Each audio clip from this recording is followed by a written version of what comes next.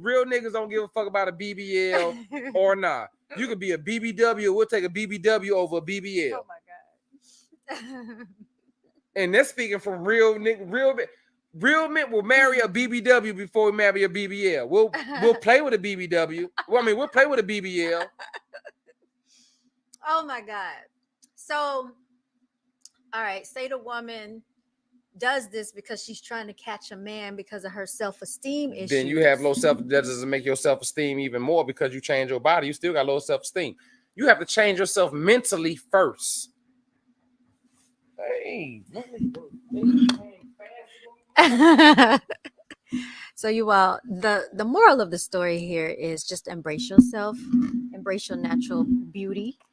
You don't have to. You hear this coming from a male's perspective. You do not have to change who you are for the sake of anyone else.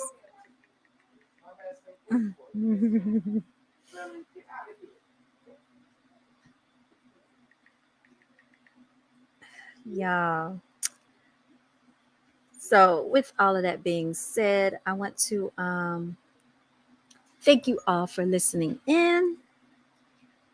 I'm going to play a quick commercial until he gets back, y'all.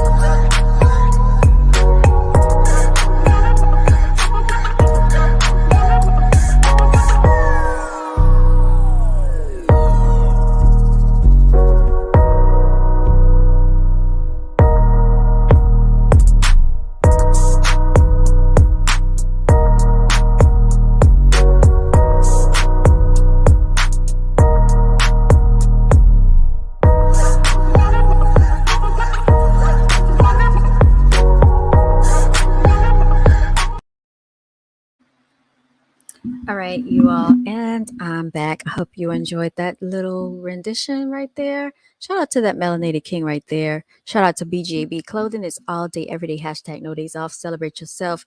We got the king hoodies in the building for all of those who represent your royalty. All right. We have King Royal in the building. He stepped away for a minute. He went to go pick up his food delivery. And his last name is Royal in real life, y'all. But he is a mess. So yeah, I want to know, how do people feel about this whole takeoff situation? Everybody thought that Lil Cam did it. They thought Lil Cameron was going to basically be the one, being charged for takeoff. And unfortunately, it looks like he was uh, released today. Not saying that he got out, but he can, if he wants to, be released today because it looks like the judge has granted him house arrest, you all. He will have to wear an ankle monitor. This is coming from you from the courthouse live today. He went, I think his court appearance was earlier today around 1:30 p.m. Eastern Standard Time. Lil Kim has actually been granted house arrest, being on an ankle monitor by the judge, you all. So for everybody that thought that Lil Kim was not going to be able to get out, Lil Kim is actually able to get out. He will have to post his bond, you all. And if he posts his bond, he will be out, and he will need to be on house arrest, you all. So I'm actually sharing my screen. I think they said that somebody else got shot on Jay Prince's side of the family. I don't know if you've all heard about that yet or not, but we do know that G-Way has gotten shot. G-Way is Jay Prince Jr.'s cousin, you all. And unfortunately, on Saturday night, he was gunned down in front of an establishment. I think he was leaving a club or something like that. So, you all, the senseless gun violence needs to stop. And that is something that I was talking about on my last episode. When do we draw the line? When do we stop feeding the antics and the narrative of everything that's taking place here? Like, at some point, people have got to stop supporting the nonsense that's going on. the lyrics, the rap music, some people are just not headstrong enough to stop listening to the music and to not be persuaded by the music, you all. Um, so that's what I wanted to talk about as well, is how do people feel about that? Do you think that we should basically um, stop listening to the music? I mean, because what I find very interesting is that it's not okay for the young melanated guys to do anything other than become a rapper or a basketball player, a ball player, a football player. They can be an athlete, they can run track. If it's anything physical, pretty much they can do it. But when it comes to utilizing their intelligence, their intellect, and their mind, that is not pushed into the forefront. So we got to start examining, why is that the case? Why is it that they are not basically being being basically pushed or being encouraged to do other things, like even working behind the scenes? A lot of times they make more money when they're behind the scenes than they are in front of the camera, you all. Being a stage, director, or just exercising their creative abilities in different facets and different capabilities. There are people out here that are A&R, executives and representatives of music companies. Why don't we push ourselves to be owners of things instead of workers of everything? So if you want to work for a music label, you're on the music label, you're still working if you're the artist. But if you own the record label, then that means you have full creative control. So, like I told you, everybody, UMG owns, QC Music. Pierre Thomas is not the sole owner of that, because he's still under the umbrella of UMG, which, you all, that is owned from someone in the Netherlands and part of somewhere in Russia, you all. Because every time I play any of their music, the video gets flagged from somewhere in Russia. So it's very interesting that people are not paying attention to being CEO owners and owning things. And when you want to talk about owning your masters, even that has a slave connotation to it. Because why do you have to own your masters, the masters? And that correlates to ownership. We all know that's like a slave mentality right there.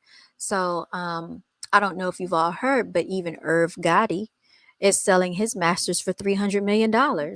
So when do people say, look, I want to be the sole owner, and take note of how power really works in society, and stop selling yourselves short?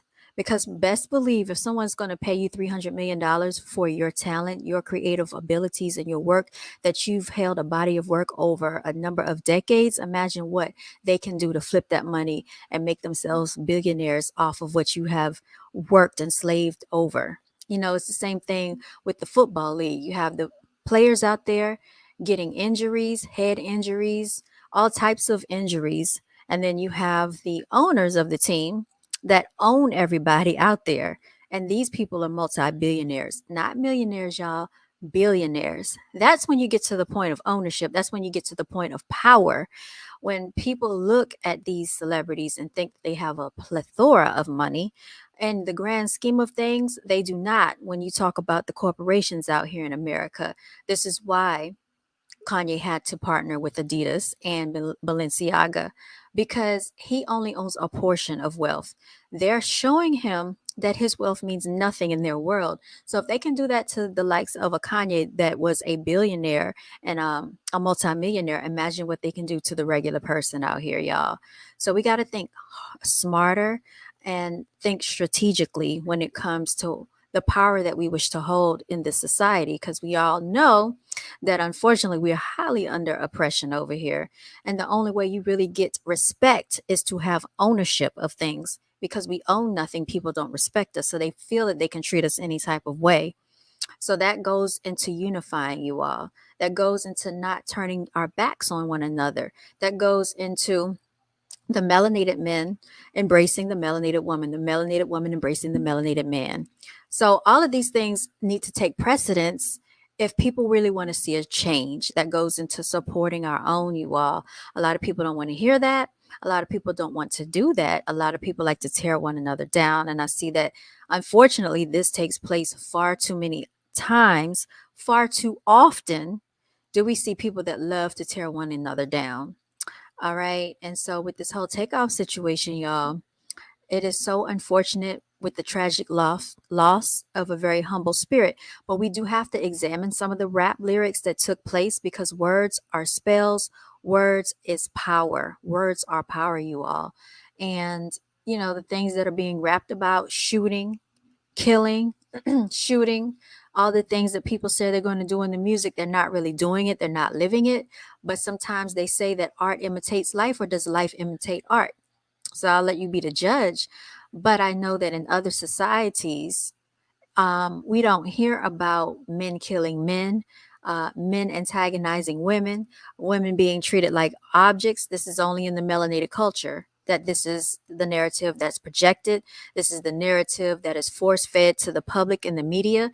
This is the narrative that they wish to push across stage on a public platform on a multinational level. And it is okay for the children to listen to this. It is okay to be embraced in our culture.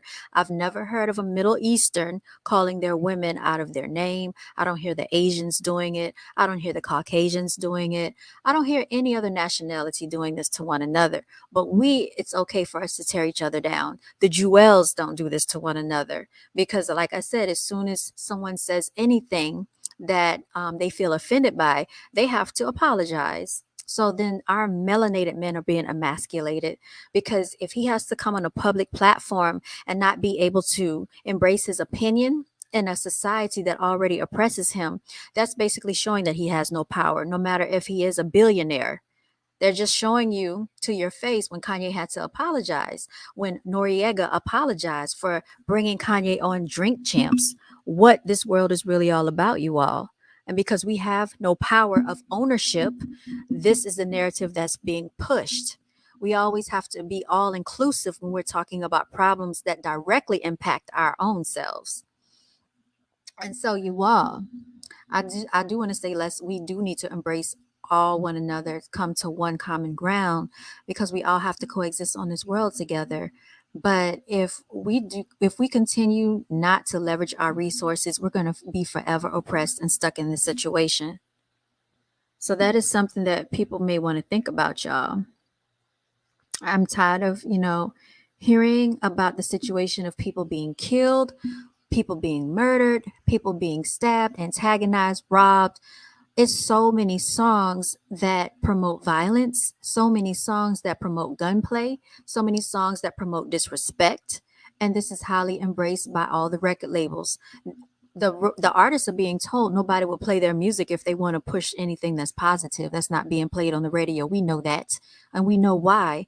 And we know that they are basically banking on the fact that the melanated men are going to prison or going to jail, because it is a stock system. They make money off of it. The prisons are private owned. We know this already. So why even subjectify ourselves to that? We have little melanated guys going to elementary school, going to middle school, going to high school, and some of them are replicating the same things and the same antics that they hear in the music. Do I blame the music entirely? No, because people have parents. And so even as a parent, no matter how hard you try to raise your child, they have other outside influence from peers, from media. Social media is a major factor at this point in time. And with so many things that are inundating the minds of the youth, it is very important to have a conversation with the children and find out what they're thinking, what they're going through, what are their plans. One thing I know that goes on in the melanated household is they don't talk about financial literacy. They don't talk about interest rates. They don't talk about how to do certain things and navigate things in a financial mainstream of living. So when it comes to telling people about home ownership, telling people about life insurance, most people don't understand it. They don't hear it. They don't want to hear it because it's boring. They want to be entertained. When people talk about how to best leverage a business plan, they don't want to even entertain that idea. It seems too hard. They want to go out and hustle and get it the quick and fast way and end up in jail. So I think it's important that we start to embrace our melanated males and especially our little melanated boys, because they are going to be the heart of society for our little melanated women and children and have families in the future. So I think now is the time to push the narrative that it's cool to be anything you want to be. It does not always have to be an entertainer. It does not always have to be a basketball player or a football player. They have many other talents other than that. There are children that can play instruments. There are children that are artists, that can draw, that can paint, that are scientists, naturally just inquisitive and can figure things out. Tech technically savvy. Like we already said, a lot of children are coming into the world already knowing how to navigate cell phones, y'all. Knowing how to navigate iPads and tablets and computers, and this is going to be one of their capabilities that's going to make them a lot of money one day. So I think even, when it comes to like coding and working with computers, I think it's very important to switch the narrative and show the children something different out here. Um, another point that I want to talk about is the fact that when I say we don't talk to our children and we don't talk in our melanated families about financial literacy, people don't know about how interest works. People don't understand that you get some of the best interest rates when you go with your credit union. They don't understand that your bank sometimes give you a higher interest rate. They don't understand what a refinance means. They don't understand what a 401k is. They don't understand what an IRA is. They don't understand what it means to set up a retirement account. And so I think these are the conversations that should be had instead of purchasing Jordans, buying hair weave, worrying about how much weed you can buy, what's the latest gadget, game, iPhone device you can have. So this is the stuff that needs to be pushed in the music. And when the message gets changed, imagine how that will impact society as a whole. Knowledge seeker, peace to you, King. I didn't even know you were in